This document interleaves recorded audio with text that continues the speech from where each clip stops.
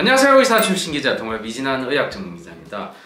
여러분 설 연휴 맞이해서 이 오미크론도 굉장히 확산세가 있다 보니 정부의 정책도 굉장히 많이 바뀌고 있습니다. 특히 그 검사 관련해서 여러분들 많이 헷갈릴 것 같은데요. 짧은 시간에 기준이 막 바뀌다 보니까 복잡하다, 불만이 적지가 않습니다. 특히 자가검사 키트, 이런 자가검사 키트가 굉장히 헷갈릴 때가 많은데요. 하지만 걱정하지 마십시오. 이 영상 보면 깔끔하게 해결해 드리겠습니다. 왜냐고요? 우리 강동 성심병원 감염내과 박소영 교수님이 계시기 때문입니다. 저번에 대박 영상 보세요. 자, 세 번째 코너 마련했습니다. 바로 시작합니다.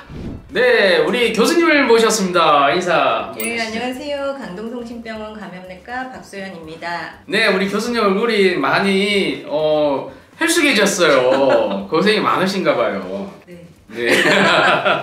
자, 우리 설 연휴 지금 내려가고 계신 분도 많고 그런데 이 오미크론이 10,000명 이상 되다 보니까 검사하는 분도 많이 계십니다. 그런데 이번에 정부 그 지침을 보니까 60세 미만은 PCR 검사를 받지 못하게 된다고 하는데요. 이거 어떤 건지 좀 알려주시죠. 60세 미만이 무조건 못 받는 거는 아니고요. 29일부터 2월 2일까지는 계도 기간이에요. 그래서 PCR 검사를 받으실 수도 있고 항원 검사를 받으실 수도 있는데 2월 3일부터는 이제 기준에 딱 정해진 분만 PCR 검사를 받으실 수가 있습니다. 네. 그 기준이 네네. 60세 이상 네. 혹은 이제 밀접 접촉자로 분류되신 분들, 네. 그다음에 감염 취약시설에 종사하시는 종사자분들, 내가 자가키트로 검사를 했는데 양성이 나온 분들이나 응급선별 검사에서 양성이 나오는 분들이 있어요. 와. 예, 그런 분들은 PCR을 받으실 수 있고 또 네. 이제 열이 나거나 목이 아프거나 아니면 기타 증상으로 인해서 의사가 이 환자는 PCR 검사가 필요하다라는 소견이 있으면 검사를 받으실 수 있습니다. 아니, 연휴에도 계속 진료하시게요? 네, 연휴에 아무래도 병원들이 많이 문을 닫다 보니까 선별진료소라든지 그런 데서 검사를 받을 수밖에 없는데요. 여러분, 밀접 접촉자, 이 기준이 참 잘 모르는 사람이 있어서 한번 다시 설명을 하면 거리가 한 2m 정도? 예, 2m나 1m 이내의 거리에서 15분 이상 접촉을 해야 되고 단순히 마스크를 쓰고 15분 있었다 이런 보다는 같이 식사를 했다거나 마스크를 벗는 상황으로 장시간 접촉을 했다거나 대개는 가족분들 이제 이런 분들은 밀접 접촉자로 분류가 됩니다. 그렇게 됨으로써 아무래도 자가 검사 키트 이런 걸 많이 사용한 분도 많을 것 같습니다. 벌써 약국에서는 없어서 지금 못 구하는 사람도 굉장히 많을 텐데 이 검사 키트를 가지고 집에서 해도 되죠. 또 현장에서 또 검사를 또 받는 경우가 많다고 하는데 어떤 상황인지 좀 알려주시죠. 선별 진료소에서 받던 PCR 검사가 이제 자가키트라고 알고 계신데 이런 게 사실은 신속항원 검사거든요. 이런 걸로 아마 대체가 되는 거예요. 2월 3일부터는 전문가, 그러니까 의료인이 직접 검사를 하고 양성이다 음성이다를 이제 바로 그 자리에서 확인을 해줘야 되는데 한 몇 분이면 되죠? 네, 그때 했던 것처럼 이게 최대 길어도 10분, 15분을 넘어가지 않거든요. 우리 그때 바로 검사했는 영상 여러분 언박싱 한번 이거 보시면 참조될 것 같은데요. 네. 근데 이제 선별진료소에 너무 많은 분들이 계시거나 그럴 때는 이제 키트를 나눠드리고 무료로? 네, 그렇죠. 의료인이 이제 검사를 직접 다 하지를 못하고 이제 의료인의 감독 하에 본인이 하게 되는 경우가 생길 수는 있습니다. 그래서 집에서 만약 검사한 경우에 음성이 나왔다 하더라도 이게 인정이 안 되는 거구나. 현장에서 반드시 의료진 앞에서 받아야지만 우리 방역 패스 적용을 받을 수가 있다는 거. 이거 꼭 기억을 하셔야 될 것 같습니다. 자가 검사 키트 신속항원 검사라고 하는데 이 신속항원 검사를 받아와가지고 집에서 검사를 했는데 양성이 나왔다면 이거 어떻게 해야 되죠? 신속항원 검사를 집에서 했는데 결과가 두 줄로 양성이 나왔다 그러면 그 신속항원 검사 하신 거를 봉하셔가지고 잘 이렇게 봉지에 넣어서 그거를 가지고 선별진료소로 가셔서 다시 PCR 검사를 받으셔야 됩니다. 다시 꼭 받아야 되는군요. 그러니까 이 자가검사 키트 양성이 나온 사람은 PCR 검사를 받을 수가 있다. 자, 자가검사 키트가 사실 논란된 거는 바로 정확도가 얼마나 되는지에 대한 문제도 있었고 자검사 키트 위험성이 또 문제가 된다. 그렇게 많이 하지 않습니까? 이 정확도랑 위험성 이런 게 좀 어떻게 되는지 좀 알려주시죠. 결국엔 정확도라는 게 네네. 진짜 환자를 얼마나 놓치지 않고 골라낼 수 있느냐 이런 네네. 거거든요. 근데 이 신속항원 검사 자가 키트의 정확도는 언제 하느냐, 누가 하느냐, 어떻게 하느냐에 따라서 천차만별이에요.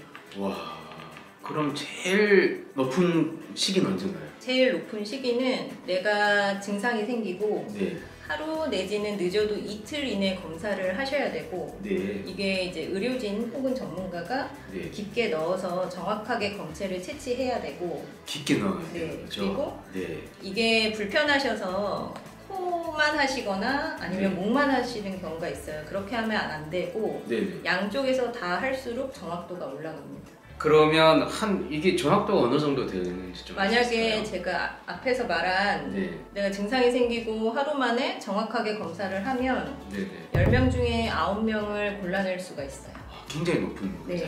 네. 근데 내가 증상이 생기고 5일에서 일주일이 지났고 네네. 혹은 증상이 경하거나 없다, 무증상인 상태라면 10명 중에 1명 내지는 2명만 양성이 나오고 나머지는 좀 놓쳐지는 경우가 있습니다.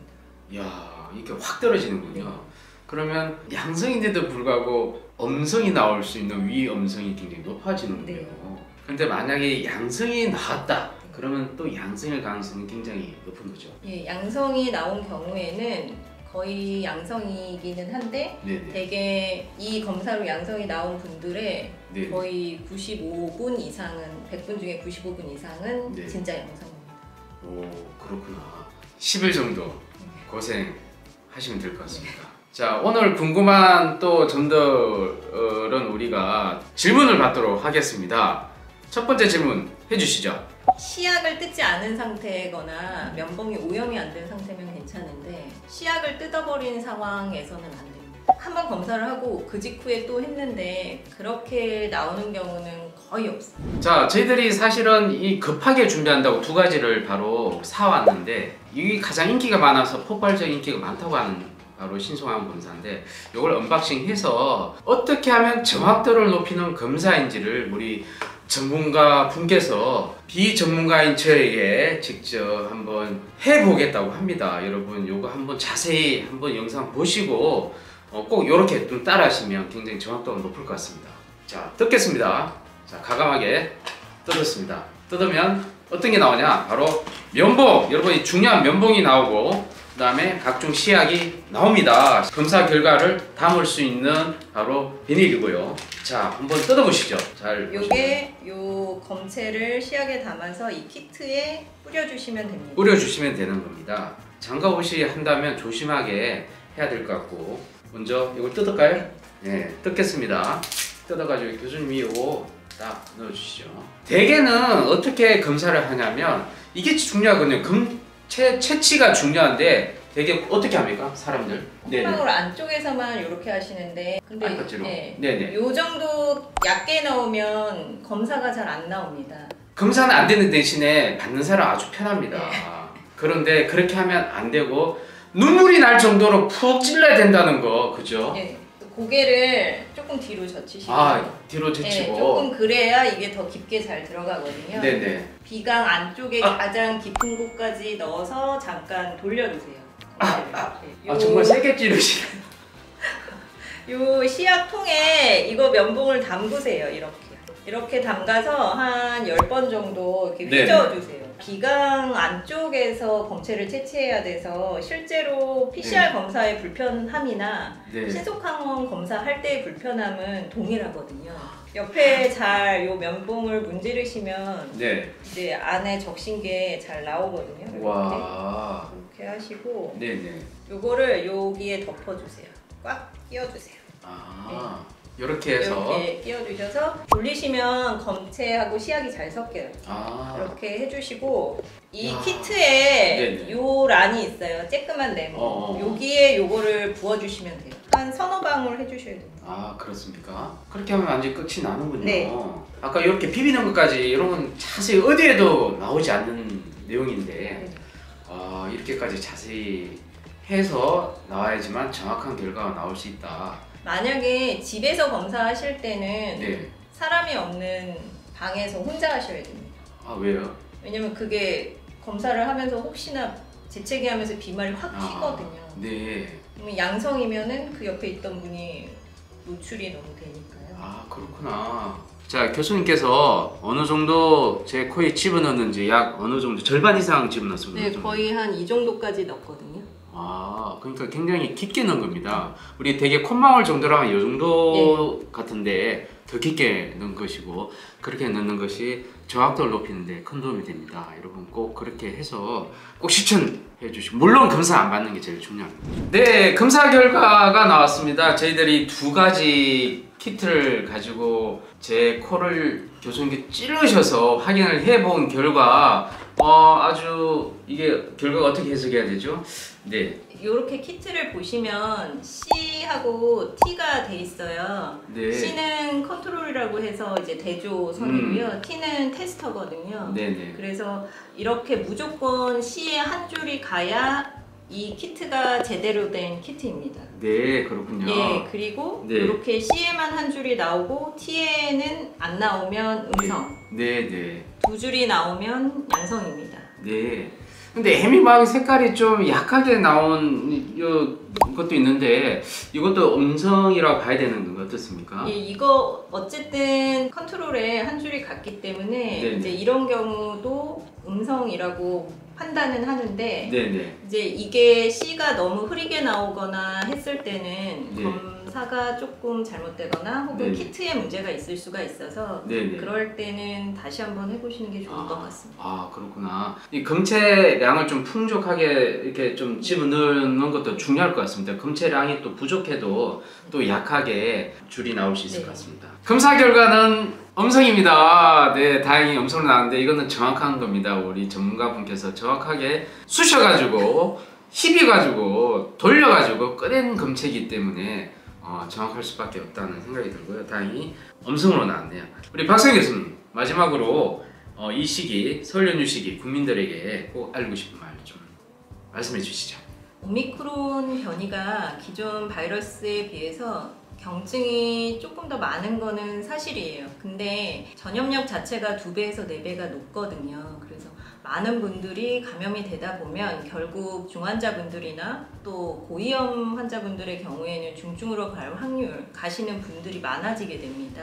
나 자신을 보호하면서 내 소중한 가족을 같이 보호한다는 생각으로 연휴 기간 동안에 꼭 방역 수칙 준수를 잘 해주셨으면 좋겠습니다. 제가 며칠 전에 오미크론에 걸린 의대 교수님 한번 인터뷰를 했는데 굉장히 죽다 살아난 교수입니다. 그만큼 오미크론도 경증이라고 하지만 또 독감보다 더 독한 독감이기 때문에 꼭 조심하셔야 되고요. 이 영상 자세히 보시고 한번 큰 도움이 되길 바랍니다. 그리고 잊지 말아야 될 거 구독과 좋아요 눌러주세요. 네, 감사합니다. 네, 저는 그러면 안심하고 집에 가도 되나요? 이게 음성이긴 한데 네네. 증상이 없으시잖아요. 네네네. 그래서 사실 이거를 100% 믿으시면 안 돼요. 그럼 어떡하라고요? 같이 있을까요? 그냥? 아니요, 방역수칙을 잘 지키시고. 네네, 알겠습니다. 방역수칙 잘 지키고 마스크 잘 끼고 또 열심히 일하도록 하겠습니다. 오늘 나오셔서 감사합니다. 네. 감사합니다. 네.